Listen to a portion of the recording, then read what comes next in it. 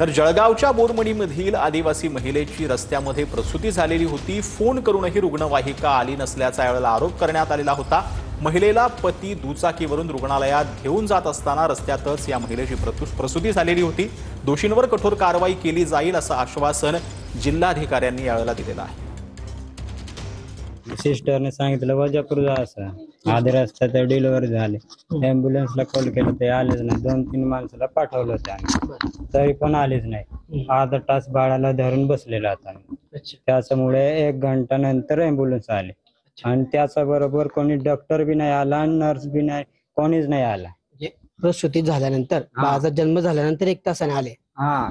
अच्छा, कशाने गेले तुम्ही? दवाखान्यात गेले होते? दवाखान्यात मोटरसायकलवर गेले। महिला आणि त्या मुलांची आरोग्याची परिस्थिती कसं आहे त्याची तपास करण्यासाठी या ठिकाणी बालरोग तज्ञ आणि स्त्रीरोग तज्ञ सोबत आणि बाकी तालुक्याचे आणि जिल्ह्याचे वरिष्ठ अधिकारीला घेऊन मी या ठिकाणी भेट द्यायला आलोय। त्यांची परिस्थिती म्हणजे प्रथमदर्शनी योग्य आहे। डॉक्टरांनी त्यांची तपासणी केलेली आहे आणि या भविष्यात असा घटना घडू नये आणि यामध्ये जो काही म्हणजे हलगर्जीपणा कुठले अधिकारी कर्मचारी जे झाला असेल त्याच्यावर चौकशी नेमण्यात आलेला आहे आणि याच्यावर पुढील नियमानुसार कारवाई होईल आणि भविष्यात असा घटना घडू नये त्याच्यासाठी परिपूर्ण